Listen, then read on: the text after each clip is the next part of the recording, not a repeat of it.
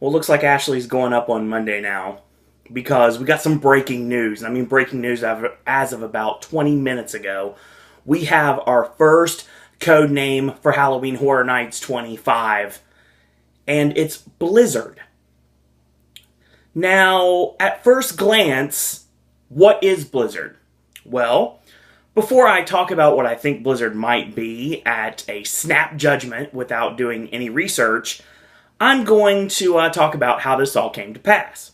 Alright, so obviously as we know, yesterday was Friday the 13th, and it would be smart to believe that something would come our way on Friday the 13th. And it did. Mike took back over the Halloween Horror Nights Orlando Twitter feed and wished us all happy Friday the 13th. Okay, that's very nice of him. We all appreciate that. But it went a little further. He posted several postings by saying he apologized for the lack of posts. He's been very busy with the entire art and design team preparing the event. All the treatments, the sketches, the CAD documents, scenic packages, they're all currently being created. Makeup and costuming meetings and roundtable discussions have already been conducted. He says, furthermore, we are very pleased with how the slate is forming. He's had some calls this week with filmmakers and studios, new collaborations, and some old friends. Now, obviously, this means we're talking about previous things that we've seen at the event before, be it House or Scare Zone, returning to the event in one form or another. I'll elaborate on that when I get some more information. Treatments for our original content are a lot of fun. Very proud of the team's progress and hard work. He also says there's a really great collaboration with marketing and advertising this week. We're all working hard towards making hashtag HHN25 the best yet. And then earlier today, like a couple hours ago, he posted these really cool Twitter pictures, illusion pictures, where it was the bottom of the thumb and the top of fingers, and they looked like they were holding on to your Twitter name. I thought that was kind of cool. And Mike says, gang, this has nothing to do with the event. I just thought it was cool when you all would probably think so too. Hashtag not everything is a hint. And then minutes later he posted, but this does. Blizzard. Did I? I did. It's a code name to an original. It's official and has nothing to do with Dairy Queen. Nothing to do with someone who might as well be a backyarder that I worked shows with many, many years ago. Has nothing to do with Glacier. So no Glacier, no Al Snow. Sorry, I know it would be cool to have an Al Snow maze. I'm sure Mick Foley would love it. But no, it's Blizzard. Has nothing to do with video games that I'm aware of. And it's not an intellectual property, it is an original. So what's the first thing that jumps to people's minds? Well, the first thing would be to go into snow and to be talking about cold things when it comes to the event and its history. Cold Blind Terror comes to mind. Nah, that's not it. A sequel to Winter's Night, that'd be pretty cool since I didn't get to go through the previous house. I would like that, but no, I don't think that's it. Maybe a war of some sort involving the Nightingales returning. I do think Nightingales does return this year, like I said in November, but I don't think this is our clue to that. But what's going on with this? Well, there's two ways to look at this. Dr. Jimmy, of course, will put out his annual April Fool's Day video in a couple of weeks, and then we will know all the secrets of the event. But to tide us over, he's posted some lyrics to the Immigrant Song by Led Zeppelin, and of course that hints out to Norse gods, Odin, and Greek mythology. So Vikings and, it's interesting to think that, I didn't mean to say Greek, I meant to say Norse, but Norse mythology, maybe a Viking, urban legend house, possibly, that's a chance. Or this could just be a very obvious way to get us to the fact that it's already been rumored that Dark Christmas is going to become a house on both coasts to be shared this year. It was very successful as a scare zone in Hollywood last year, and there is every right to believe that it possibly will show up at our event this year as a house. And if that does happen, I do think it's going to be a share like it's already been predicted to be a share. And if that's the case, that's also how we get the Krampus, which is something that's also been talked about coming to the event this year.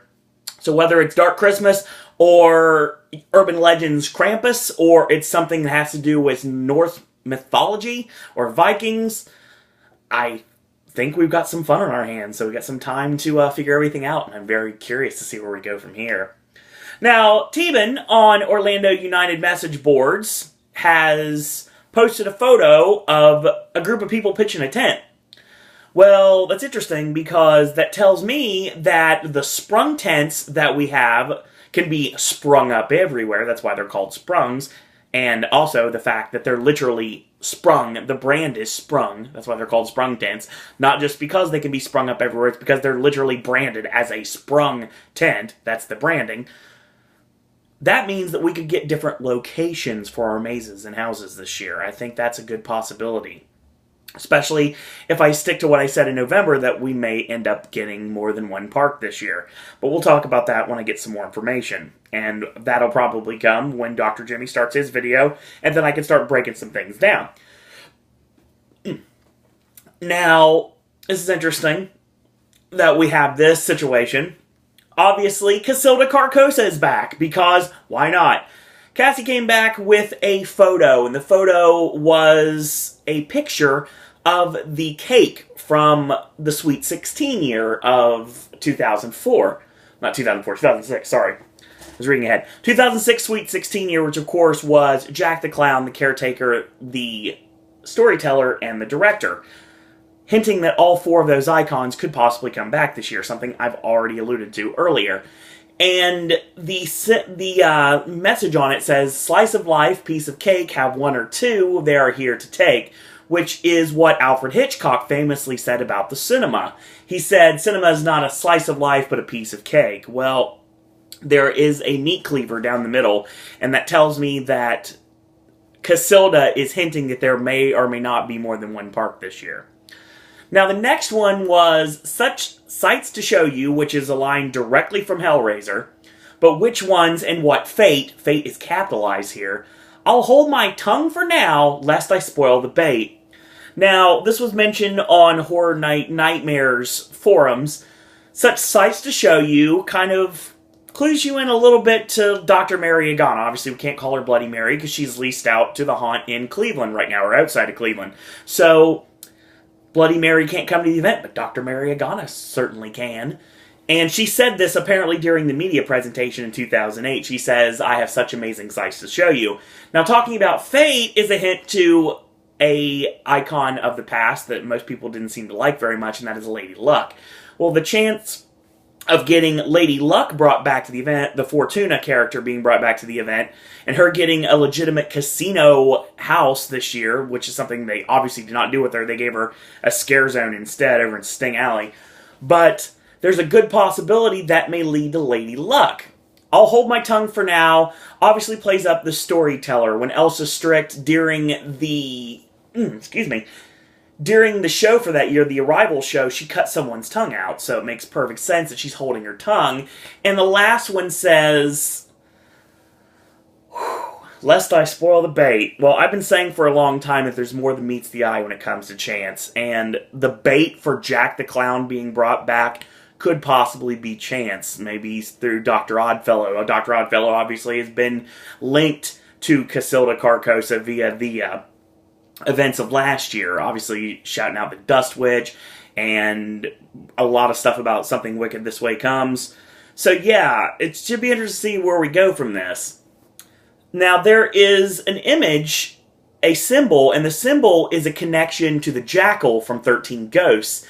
It's actually the symbol from the Black Zodiac. Well, the jackal is the connection to Jack. And although I'd love to see 13 Ghosts brought to the event this year, which would be super awesome, or maybe a Legendary Truth style house based on 13 Ghosts, or not really 13 Ghosts, but using that same sort of technology we had last year during Legendary Truth, the last couple days of the event, yeah, I'm totally down with that. That'd be so awesome. Like, you hold the tablet up to a window and all of a sudden this character would show up. I think it'd be super awesome if they went in that direction. Well, that's interesting that that's brought up. And it's interesting that we're talking about the lyrics to the Immigrant Song from Led Zeppelin, because Cassie brings up something else in Twitter. She says, "Perhaps your Norse gods can prophesy what I keep secret and what I hide." Well, it's also clear that we're hinting towards two parks, The second comment basically saying I'm going to hold my tongue for what I say right now. Thank you to my friend Jeremy for coming up with that idea. But basically, when it comes down to it, it makes perfect sense. I'm going to hold my tongue because I don't really want to talk about everything yet because everything is not out in the open. I don't know, obviously, because I have no insides or anything like that. I mean, there's no rumors or anything being open, so, I mean, who knows? That's all I've got to work with right now are rumors. So, here's another thing, too. They've announced a Gory Getaway package. It's actually a pretty sweet deal, actually, if you're able to attend the opening weekend of the event. And right now, it is also throughout the rest of the event, but it's basically a 3-night package. It's pretty much a weekend package. You get 3-night hotel accommodations, 2-day park-to-park access, and early park admission, of course, an hour before one of the parks open. And you also have that special location where you can enter the park that is only for hotel guests, and that's until 8 p.m.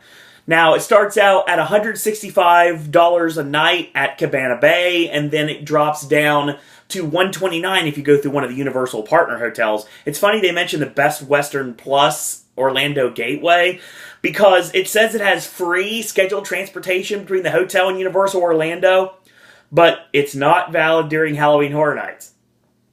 Doesn't make much sense. And of course, if you want to go deluxe, you can stay at the Royal Pacific at $239. If you want to stay at Hard Rock and Portofino, obviously it's going to go up higher than that. So yeah, it's a really good deal if you're able to do it. You obviously get the park-to-park access. You get a one-night Halloween Horror Nights ticket. I think that's a good deal, really, and it would work for me if I only needed a one-night ticket. So there's always that. It means that the dates are official as a change now. They're official 100% have changed, and we have moved up a week earlier, like has been speculated in the survey that a lot of us got out there. And I will state that there are going to be 30 event nights this year, and they are as followed: September 18th, 19th, the 24th through the 27th, and October 1st through the 4th, 7th through the 11th, 14th through the 18th, 21st through the 25th, 28th through the 31st, and yes, they did add November 1st, when it originally was the 25th till Halloween. Well, obviously, dates have been added, and I originally said there'd be 25 Nights of Terror. I was off by that by 4 days. I did not guess that opening week would be the previous week, so that's why I did not know September 18th and 19th. I wasn't sure that October 7th would be a date for the event, so I said no, because I didn't think it was late enough in the event for there to be a extra day added, a Wednesday added to that. And November 1st I didn't think was going to be there because obviously we heard that Halloween was the last day. So there's always that. So that's all we got right now. I mean, there's a lot of things. I've spent most of the day, honestly, working on John Murdy's newest code name in Hollywood. And it is driving me up the wall. I'm not going to say anything more than that. It's an Orlando video. It's on a Hollywood one. Name Game version 2. We'll talk about that in the Hollywood video. I got a lot of stuff to dissect. And I've also been like Snapchatting with Marissa and Katie. Shout out. So yeah, it's kind of like one of those days. Sit back, listen to the unofficial Universal Orlando podcast, and I just basically just chilled out. So that's what I've done today. And no new news as of this moment. I'm trying to see if there's anything at this last second that I can discuss. Yes. So let's try. Hold on.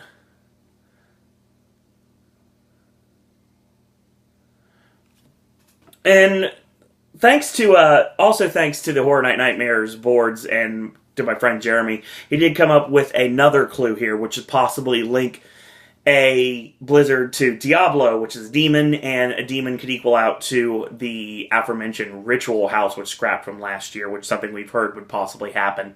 So, I mean, it's anyone's guess what's going to happen. Or this could be something completely different. I don't know, and I won't know for quite a while, but it's going to be fun to speculate, isn't it?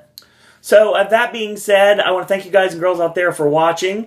And as always, if you'd like to get the actual information from the mouth of the person who knows it best, that would be following Halloween Horror Nights Orlando on Twitter at Horror Nights ORL.